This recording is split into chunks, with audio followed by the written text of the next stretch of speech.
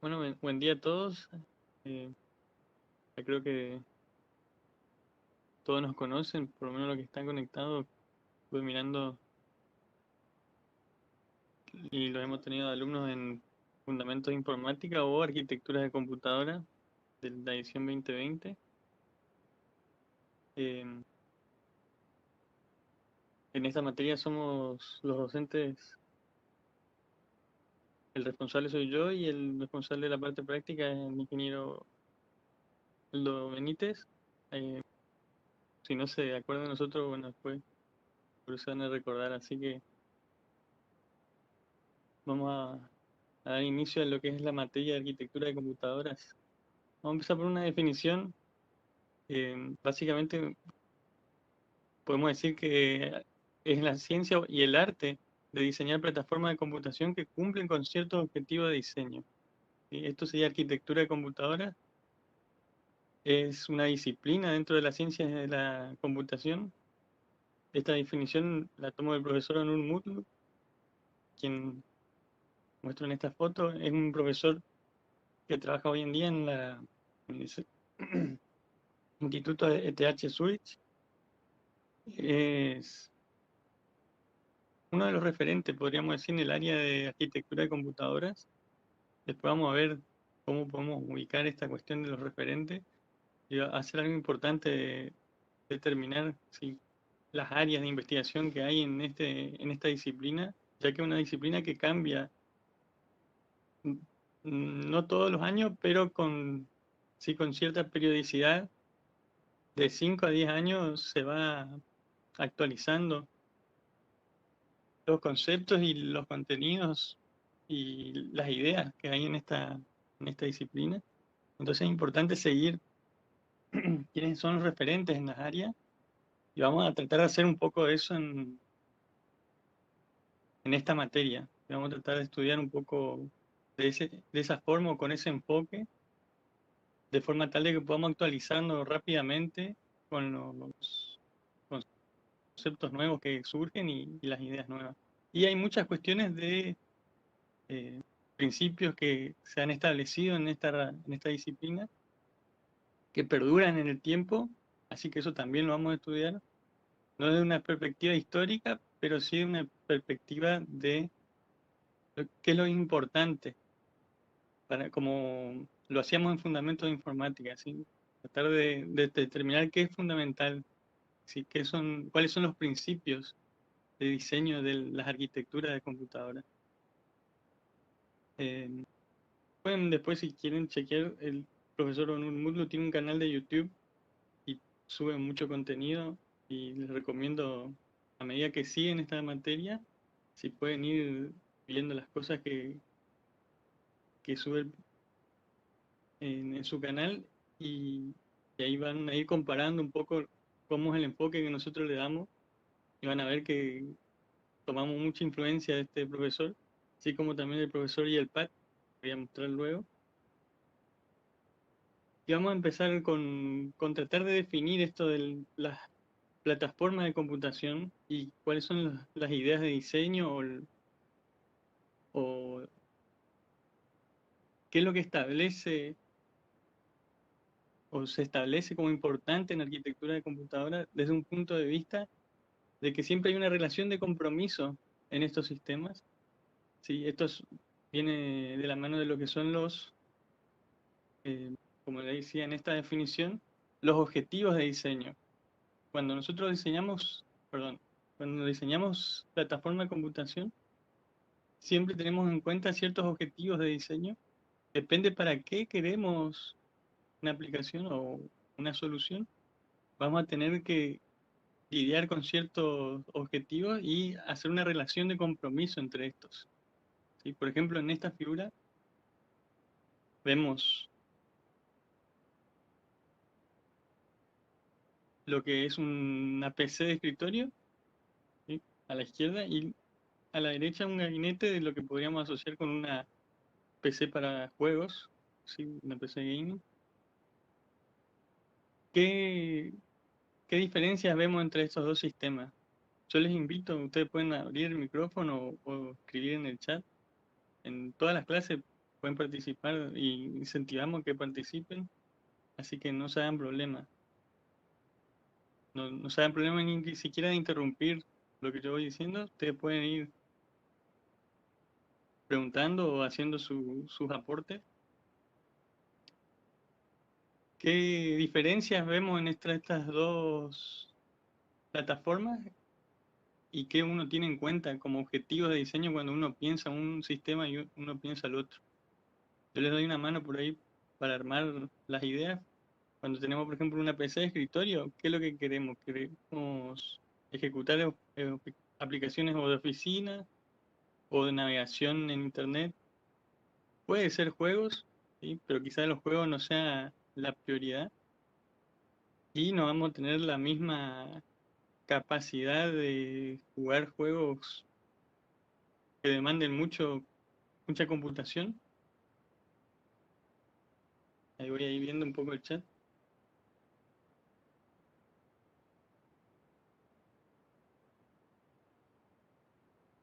Y Fernando menciona en la refrigeración entre los dos sistemas. Es cierto, sí, hay diferencia en eso. Menor costo de componentes si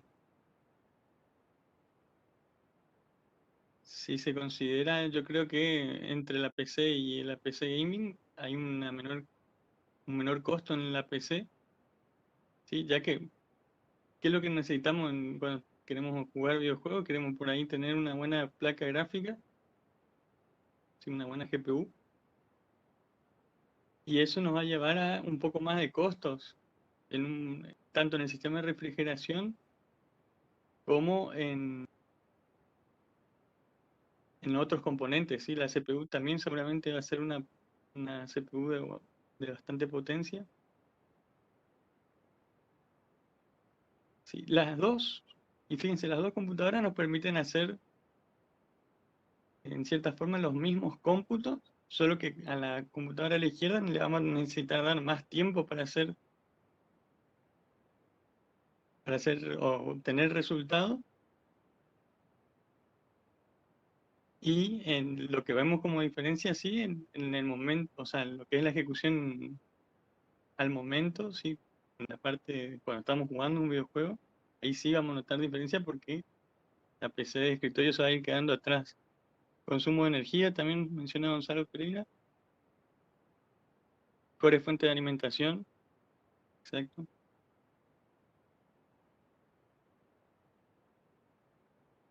La tarjeta gráfica, como también mencioné. Entonces, fíjense, podemos ir estableciendo ya ciertos objetivos de diseño para una PC y ciertos objetivos para la otra, y ahí ir comparando entre las dos. Vamos a ver que siempre hay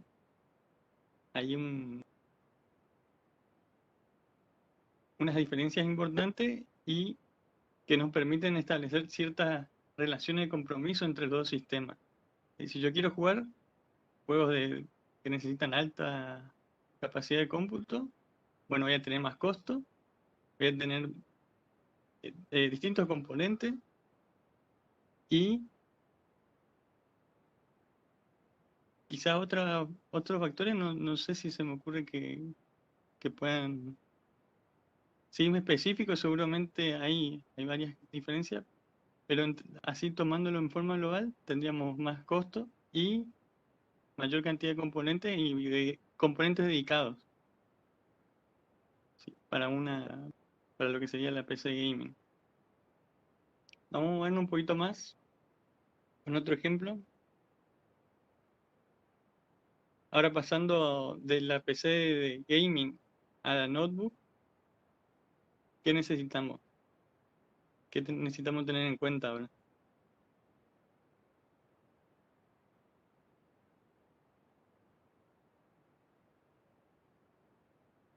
Portabilidad, dice Lucas.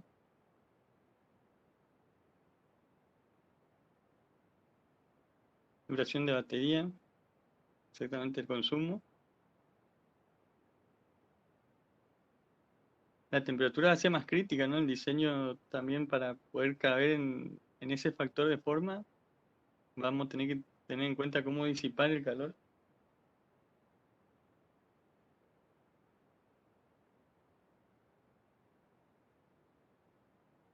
ahí lo que dice Fernando asociado a lo que dijimos por último.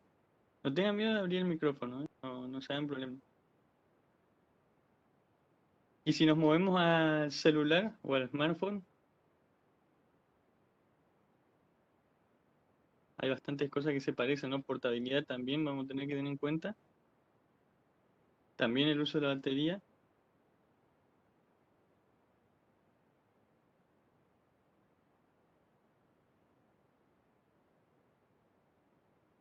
Compatibilidad entre sistemas, eso seguro que va a haber siempre algunas diferencias. Después vamos a hablar un poco en el curso sobre compatibilidad desde otro punto de vista, pero también es un factor, sí, en todos estos sistemas quizás no haya tanta compatibilidad, o quizás entre la PC Gaming y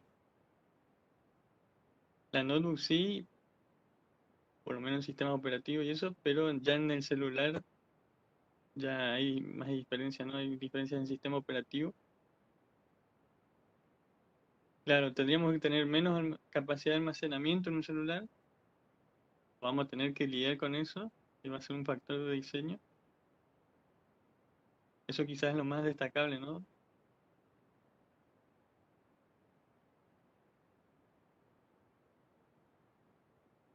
Y ahí teniendo en cuenta aspectos de diseño, de lo que sería estética, ¿no? También uno podría pensar en algunas cuestiones. Pero si nos centramos más en cómputo, ¿sí? Vamos a tratar, o en lo que es el sistema como plataforma computacional, refrigeración inclusive va a ser más crítico todavía. Claro, cerca de ver todo en el factor de forma este, vamos a tener que tener en cuenta cómo refrigerar eso para que no levante temperatura sobre lo que es la temperatura crítica de los componentes internos.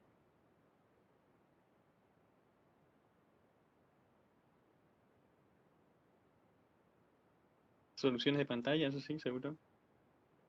Bien. Pero más o menos se dan una idea, ¿sí? O sea, lo que estoy tratando de hacer, ponerle en mente o poner su mente en cierta línea de pensamiento con este ejercicio que estamos haciendo. ¿Alguien me puede decir qué es esto?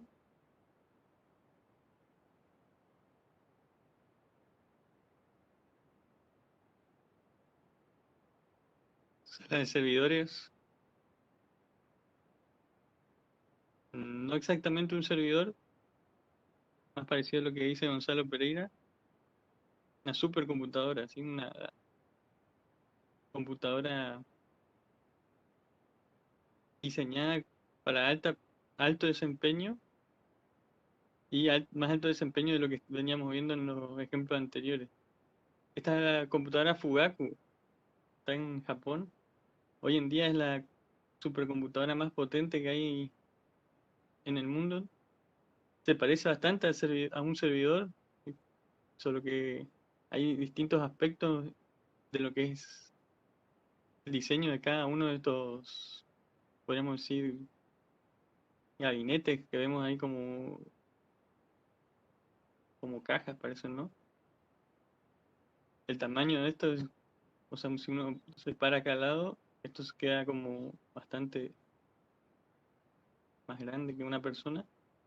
Pero el diseño interno difiere mucho de un servidor porque acá lo que es el procesador y inclusive hay GPUs, hay aceleradores, hay un montón de cuestiones de diseño internas para esta supercomputadora con el objetivo de lograr procesar una gran cantidad de información en muy poco tiempo. Y acá que vemos como crítico, quizás también hay una cuestión de refrigeración, ¿sí? Solo que ahora estamos hablando de dimensiones mucho más grandes en cantidad de consumo, pero la refrigeración también sigue siendo crítica. ¿Qué más podríamos decir? Ya es algo que por ahí no estuvimos pensando tanto en los otros sistemas, pero que aquí sí se puede volver crítico.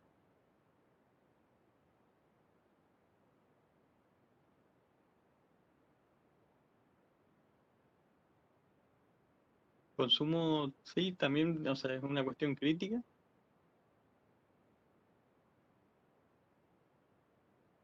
Mantenimiento, piensan también, sí, puede ser.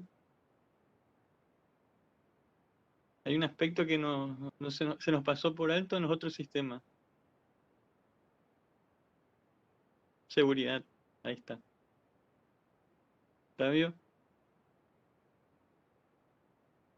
La seguridad acá es crítica, ¿no? Porque si uno vulnera este tipo de sistemas, ¿por qué es crítica en cierta forma? ¿Para qué usamos esta supercomputación o para qué la usan los japoneses y para qué se usan supercomputadoras en general? Es para hacer cómputos, ya sea científicos o militares, o asociados siempre a cuestiones críticas de las naciones o de algún cliente que quiera usar este tipo de sistemas. Y si uno vulnera esa seguridad, podría comprometerse ya sea algún proyecto o alguna soberanía o alguna cuestión que hay que cuidar bastante. En los otros sistemas también tenemos siempre la seguridad, pero ya en una menor medida, ¿no? No es tan crítica quizás, aunque se cuida la seguridad, también la seguridad es un factor siempre de diseño y hay que tenerlo siempre en mente. Y hoy en día vamos a ver que en sistemas de propósito general, como son las notebooks, como son los celulares,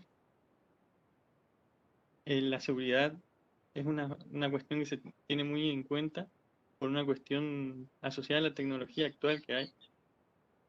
Vamos a estudiar en este curso a a qué se deben algunos fallos de seguridad y qué se está tratando de hacer para mitigar esos fallos. Bueno, a ver, creo que podemos seguir un poquito más. Básicamente, la computación uno podría analizarla en la historia y ver cómo ha ido evolucionando el desempeño. Sí, se está grabando, se está transmitiendo también por YouTube. Por ahí los que no pueden ver acá en la plataforma o no se escucha bien, pueden mirarla ahí por el enlace que pasó Aldo en en el chat de WhatsApp.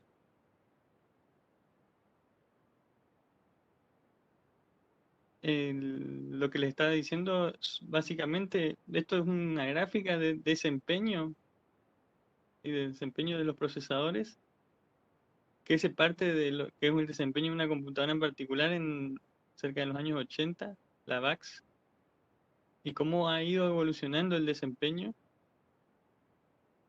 Sí, fíjense que en el periodo del 1986 al 2000 ha tenido un crecimiento del 52% anual, o sea, se ha ido incrementando según esa pendiente. Y a partir de lo que son los procesadores, uno puede ver los procesadores que han listado en estos puntos, el Intel Xeon, después la AMD Athlon 64 y el Dual Core de Intel, 2,9 GHz y el i7, todos esos entran en una etapa donde el crecimiento ya no es lo que venía siendo del 52% anual, sino que con un 23% anual. Y después del 2011, esto cae todavía más, al 12% anual. Y el 2015 en adelante, el 3,5 anual. Y ahí en el 2016 tenemos Intel Core 7 y 7. Intel Core sería, ¿no?, la pronunciación. Acá le decimos Core, pero tendríamos que acostumbrarnos a decirle Core. Eh, ¿Qué pasó con esto, no? Acá la izquierda arriba tenemos un gráfico que es lineal o lineal, pero lo que sería representado en logaritmos. Entonces esto en verdad es una exponencial. ¿Y qué representa esa gráfica? Es una proyección que había hecho Gordon Moore de Intel, si no me equivoco. Sí, de Intel, porque fue uno de los fundadores de Intel. Y que habían hecho cerca del 60 y fíjense la fecha 1959, lo que había observado él era que la cantidad de transistores que cabían en una dimensión de un procesador o de un chip, o en primer lugar, sí, sí, esto está ya relacionado a procesadores, si no me equivoco, a ver, componentes por unidad de un circuito integrado, o sea, la cantidad de transistores que cabía en el chip iba creciendo en forma lineal en esa escala logarítmica. Y eso quería decir que iba a crecer, según esa proyección, en forma exponencial en una escala lineal. ¿Sí? ¿Qué quiere decir esto de exponencial? Que si nosotros vemos esa gráfica, solo un poquito acá que no limpio esto, y hacemos una gráfica de esa proyección de ahí, acá que tenemos cantidad de transistores por unidad de área, ¿sí? Lo que cabía en un circuito integrado, básicamente, vamos a poner cantidad de T sobre área,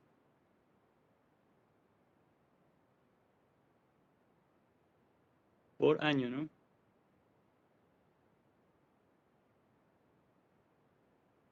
Pero esto lo representamos en una escala lineal, el crecimiento era una cosa que se iba a dar de esta forma, ¿sí? Una forma exponencial. ¿Sí? Porque esa gráfica que está ahí es una escala, está en escala logarítmica.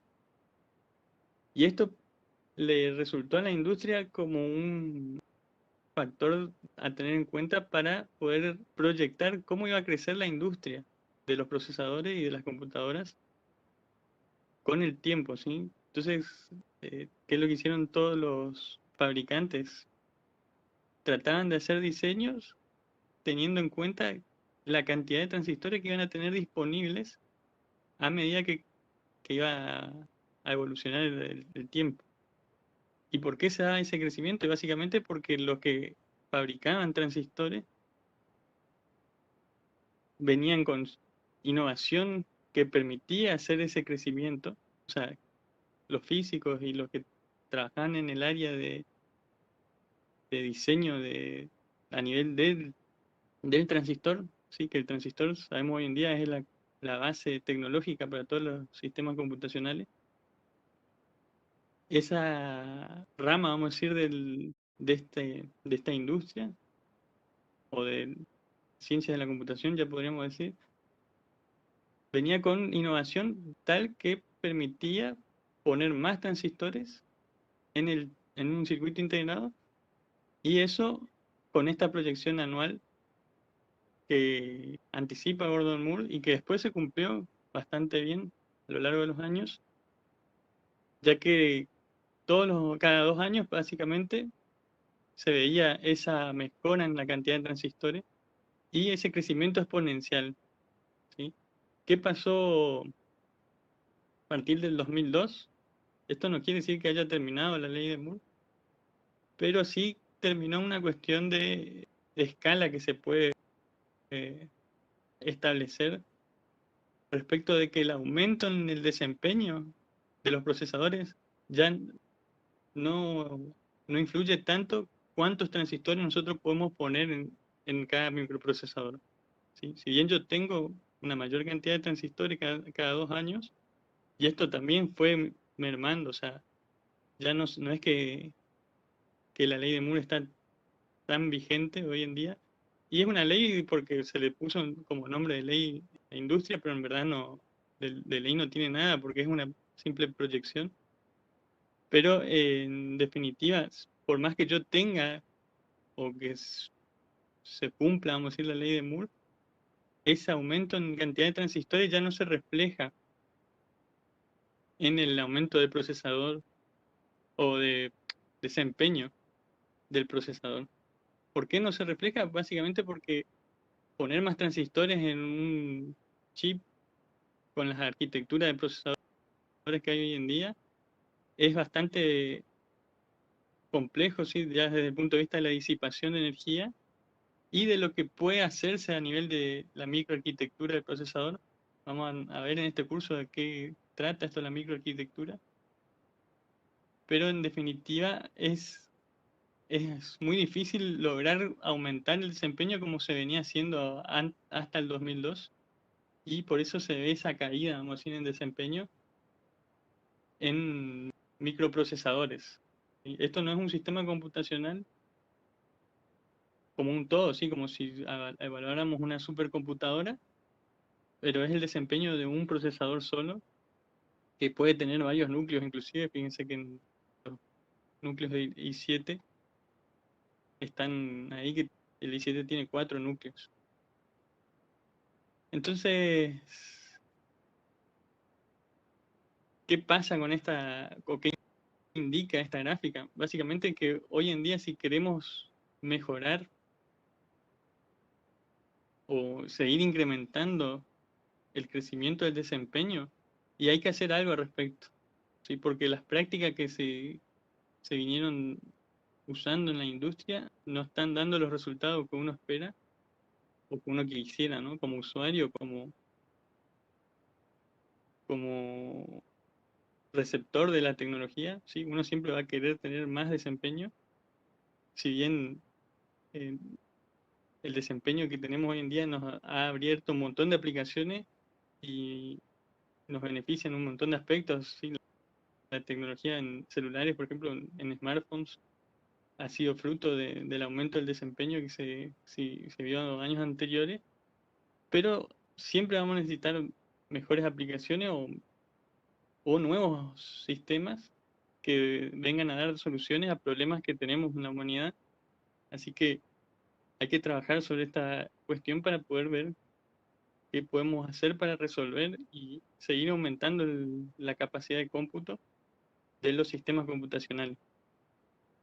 ¿Se entiende la idea hasta ahí?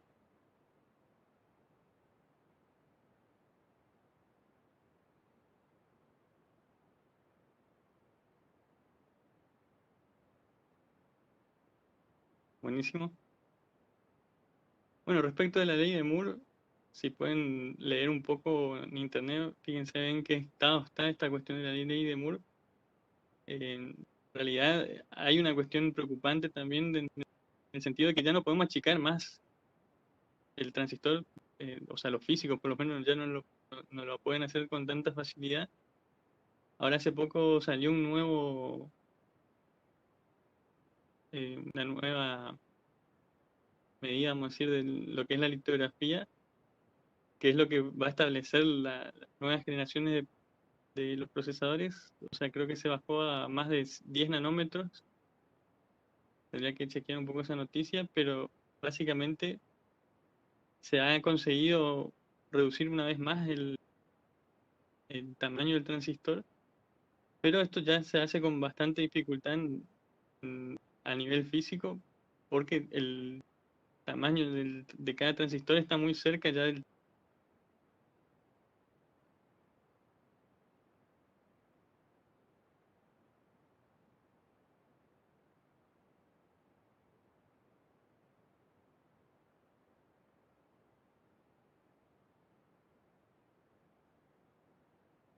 Así que fíjense un poco sobre la ley de Moore y el concepto de ley de Moore y, y en qué estado está actualmente, ¿sí? ¿Qué estado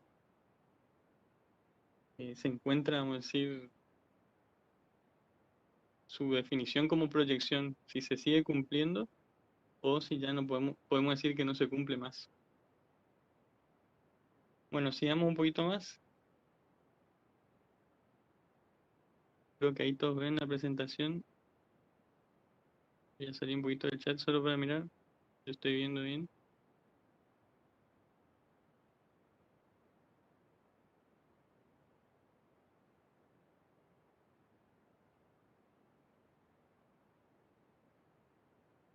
No tengan miedo de abrir el micrófono, ¿eh? Yo igual voy leyendo el chat y, y trato de comentar sobre lo que ustedes van escribiendo ahí.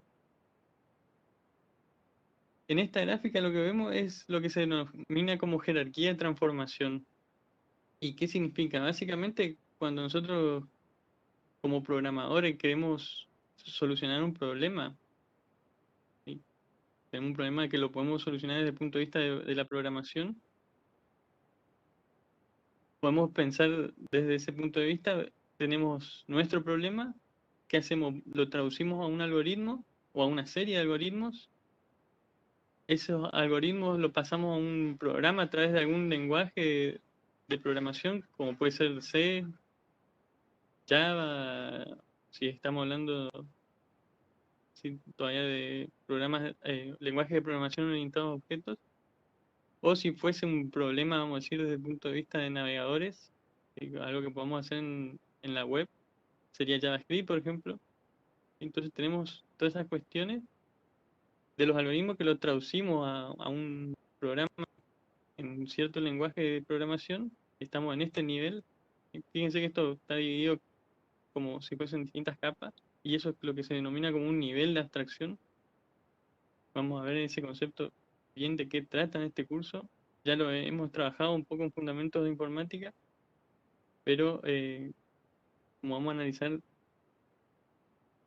creo que tenemos un grupo bastante heterogéneo este año, en donde van a tener que ver este concepto quizá como por primera vez, ¿no? Y, y vamos a ver cómo atacamos esa cuestión de que tenemos ese grupo heterogéneo de alumnos que han cursado Fundamento de Informática en el 2020 y Arquitectura de Computadora en el 2020, y alumnos que han cursado Fundamento de Informática en el 2019 y van a cursar por primera vez Arquitectura, así que vamos a tener que nivelar ahí algunas cuestiones. Pero retomando, tenemos entonces los algoritmos que van a solucionar nuestro problema, lo traducimos a un programa, ¿sí? Ese programa va a estar comunicado a través de un sistema operativo que es el que va a darle lugar en ejecución en lo que es el hardware de la computadora. Y un sistema operativo en definitiva lo que hace es ir intercalando entre distintos programas para hacer uso de un mismo recurso de hardware. Entonces el sistema operativo va a decir, bueno, cuándo ese programa se va a ejecutar, y ese programa va a estar al pasar lo que es la arquitectura del conjunto de instrucciones de la computadora a una serie de instrucciones que puede interpretar o que la computadora puede interpretar para hacer la ejecución del programa que nosotros queremos, ¿sí? Para que se den una idea, cuando ustedes programan en C, eso tiene que ser pasado a un conjunto de instrucciones que la computadora puede entender, y eso vamos a analizar y estudiar en este curso, cómo es ese conjunto de instrucciones y qué es lo que entiende en definitiva un procesador cuando está ejecutando un programa. Entonces, a este nivel tenemos lo que se dice código máquina del, del sistema, y es lo que interpreta el procesador y puede ejecutar. Ese código máquina es ejecutado a partir de una microarquitectura que es ya a nivel de hardware, cómo se, se lleva a cabo la implementación de esas instrucciones, cómo se ejecutan, y en definitiva este es el hardware de la computadora, ¿sí? Ya acá tenemos la unidad aritmético-lógica, memorias, registros, todo cómo está interconectado de acuerdo a la microarquitectura de ese procesador. Vamos a ver que hay distintas microarquitecturas, no hay una sola, y básicamente nuestras instrucciones van a estar siendo entonces ejecutadas, y se va a definir acá cuánto tarda en ejecutarse cada instrucción para poder solucionar nuestro problema original. ¿Cómo se hace esa microarquitectura? En definitiva, es a través de compuertas lógicas, ¿sí?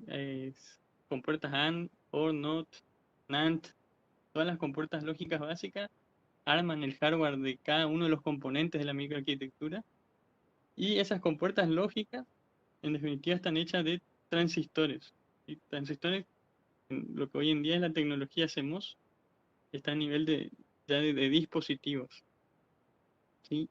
Y recién en ese punto son los transistores los que manipulan, vamos a decir, los electrones que hacen el trabajo de computar, ¿sí? Los que resuelven nuestros problemas, en definitiva, son los electrones del sistema computacional que tenemos ejecutando nuestro programa y son los que van a ir determinando los resultados de los cómputos. Y para eso, fíjense que para poder llegar desde el problema hasta los electrones que hacen el cómputo, tenemos que pasar por toda esa jerarquía de transformación. Por eso se llama jerarquía de transformación, porque vamos transformando nuestro problema a través de distintos niveles de abstracción hasta llegar a los electrones que hacen el trabajo de computar y darnos los resultados que queremos. ¿Sí? Determinar nuestros ceros y unos, que sabemos que en el sistema que trabajan las computadoras es el sistema binario. Así que básicamente ese es el concepto. Y fíjense la división que hay entre lo que se dice LISA, ¿sí? En la Instruction Set Architecture, sería la arquitectura del conjunto de instrucciones, y la microarquitectura. ¿Sí? Hay una división ahí que se llama interfaz entre el hardware y el software, porque de ahí para arriba tenemos lo que es el software y de ahí para abajo tenemos el hardware de nuestro sistema computacional. Y bajo este concepto de jerarquía de transformación, nosotros podemos representar cualquier sistema computacional, inclusive podemos extenderlo a problemas en el que ya estamos interconectando distintas computadoras, así como sería Internet. Podríamos extender el modelo este de jerarquía de transformación, agregando sí algunos niveles más que nos permitan representar cómo están interconectados esos sistemas y cuáles son los niveles de abstracción para esos sistemas de lo que es la nube o podemos decir internet, sí, como algo más general. ¿Alguna duda hasta acá?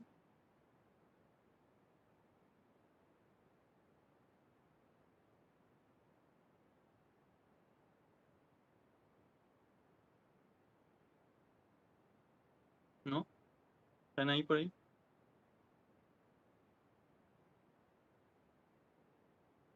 Bueno, todo esto va a ir teniendo más sentido a medida que vamos desarrollando las clases. Y ese es el profesor Pat, quien le decía que también es otro de nuestros referentes que tomamos para el curso y para armar el curso y para darle el enfoque que tiene hoy en día. El profesor Pat van a ver en el libro que les comparto en Google Drive del Moodle. Ahí se cortó un poquito. En el Google Drive del Moodle tienen un libro donde van a ver que tiene esta jerarquía de transformación y es profesor ya hace unos 30 hasta 35 años quizás ya de arquitectura de computadora. Fue profesor del profesor Onur Mutlu. El profesor Onur Mutlu fue dirigido su tesis de doctorado eh, por Pat y básicamente los dos comparten muchos enfoques, así que por eso tenemos que citar también a los dos. Y es una práctica común esto en la ciencia, ¿no? De citar el trabajo de otros. Eso fíjense que vamos a analizar en este curso. Eh, es algo que hay que hacer, que hay que dar el mérito a los que uno toma como referente de sus ideas y, y darle el mérito que corresponde, ¿sí? Entonces el profesor Yelpal lo que dice básicamente es cada uno de estos niveles, podríamos verlo como que, por lo menos lo que es algoritmos, software, microarquitectura,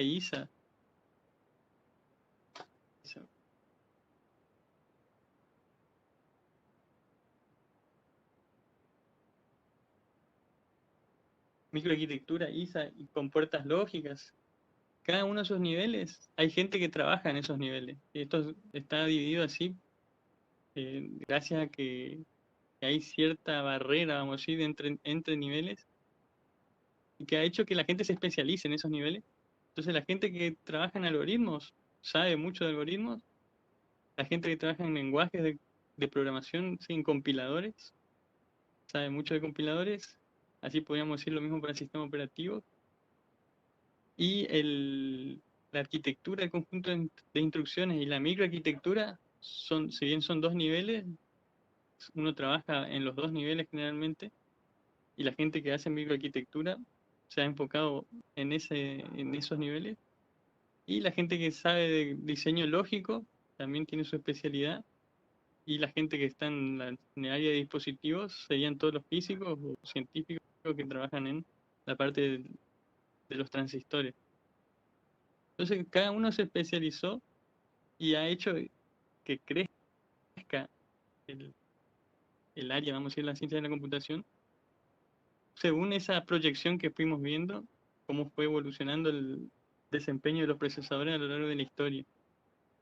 Pero, de acuerdo a esa, también a esa tendencia que vemos ahora actualmente, como ha decaído, hace replantearse ese nivel de especialización, ¿sí?, que hay entre capas, y lo que propone el profesor Jetpat, y hoy en día se ve en la industria que se ha adoptado, es que se trabaje en todo el sistema en forma como un todo, ¿sí? Eso es lo que quiere decir la palabra holística.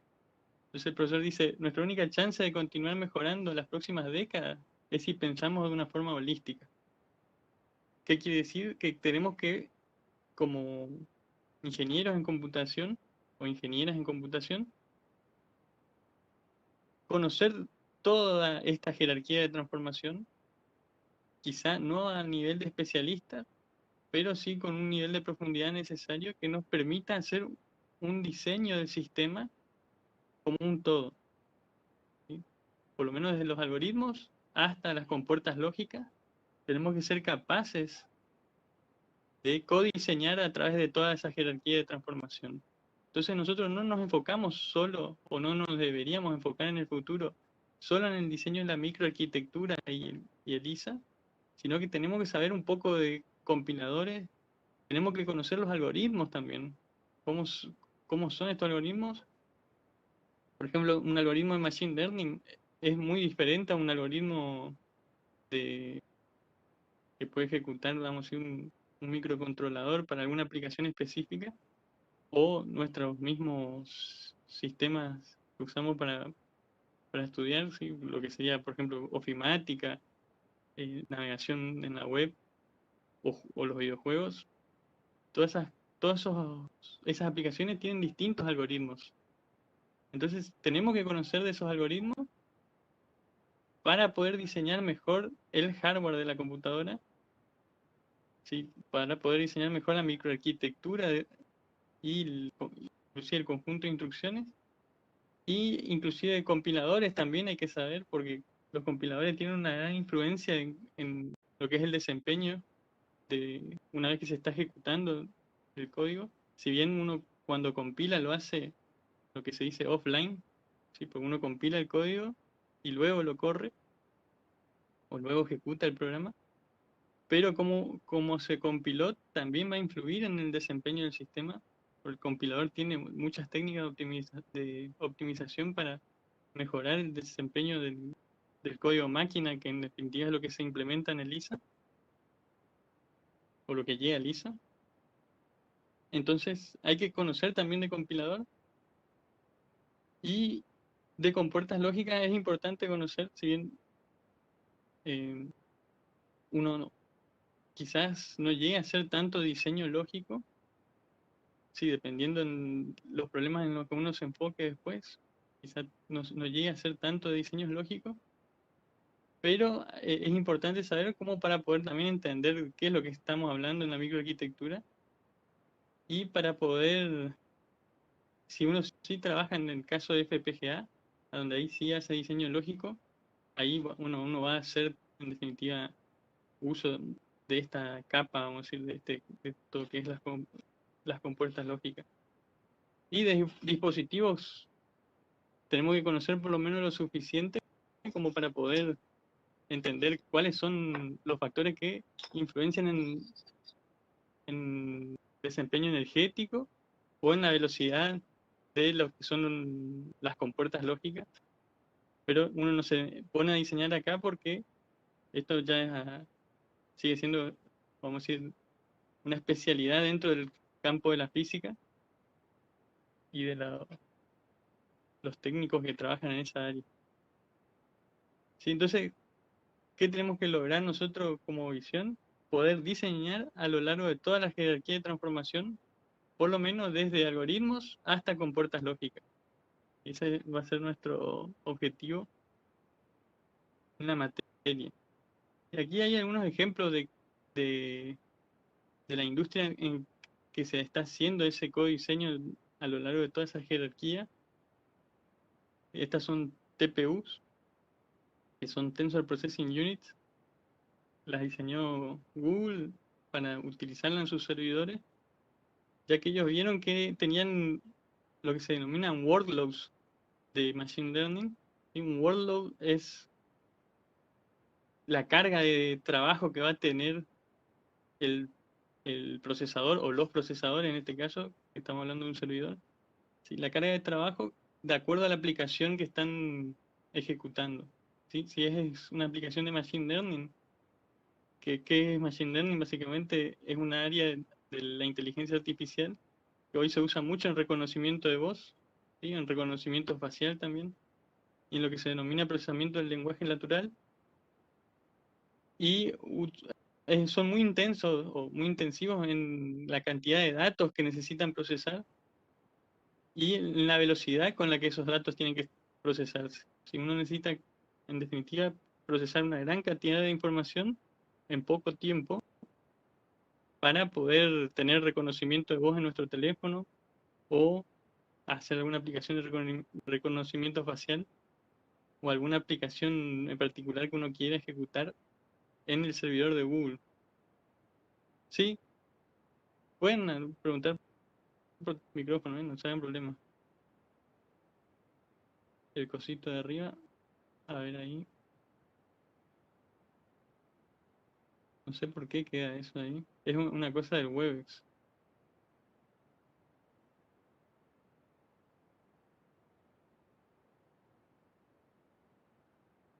Y es peor todavía.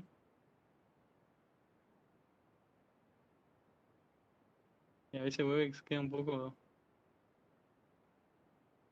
loco.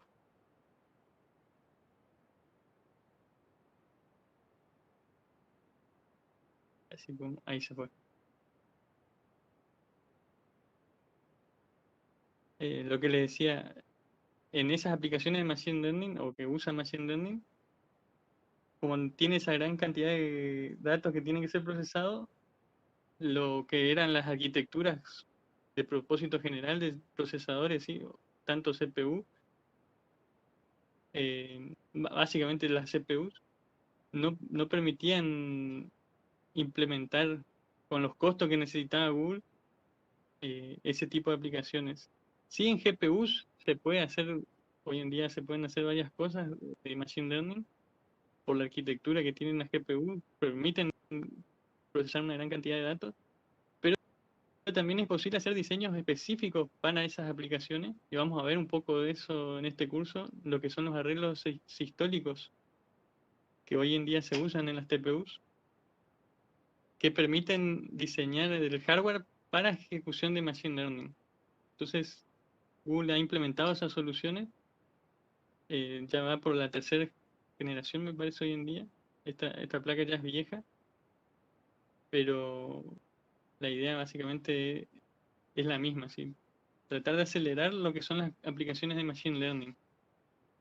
Y con eso han podido implementar todo ese tipo de aplicaciones que hay, inclusive en la web. Uno puede usar varias cosas de Machine Learning de Google y las está ejecutando en esos servidores de ellos. Otra aplicación son los vehículos autónomos, y aquí es crítica también la seguridad, ya que imagínense hackear un sistema de estos puede llevar a accidentes. Así que, o alguna falla, inclusive, si hay alguna falla en el sistema, podría ser crítico para el que está tanto dentro del auto como los peatones o otros vehículos. Entonces, fíjense que hay dos procesadores. Estos procesadores los diseñó la empresa Tesla, que es la que también fabrica los vehículos autónomos. Y básicamente, ¿cuál es la idea de esta cuestión de usar dos procesadores? hace el procesamiento de del mismo workload, pero en simultáneo. Y se comparan. Si hay alguna diferencia, hay que tomar alguna medida de recomputar o ver a ver cuál fue la cuestión que hizo que haya esa diferencia. Entonces hay que tener redundancia en el sistema y eso es como una parte de lo que ha hecho la empresa al hacer el diseño de esta placa. Y también han diseñado su propio hardware para ejecución de Machine Learning, porque acá hay mucho de Machine Learning para poder hacer lo que es Computer Vision, ¿sí? Visión de computadora o otros factores que influyen en el funcionamiento del vehículo autónomo. Entonces, también hay un poco de esa tecnología de Machine Learning involucrada en esto. Y lo han hecho codiseñando a través de toda la jerarquía de transformación. ¿Sí? No, piense hoy en día las empresas como Intel, AMD, no, no son las únicas que dominan el mercado, sino que cada vez vamos a ver que hay más empresas que participan en el diseño de procesadores y en el diseño de sistemas computacionales. Vamos a hacer una pausa, ¿les parece? Y ahí vemos un poco sobre la logística del curso. No sé si quieren hacer alguna pregunta antes.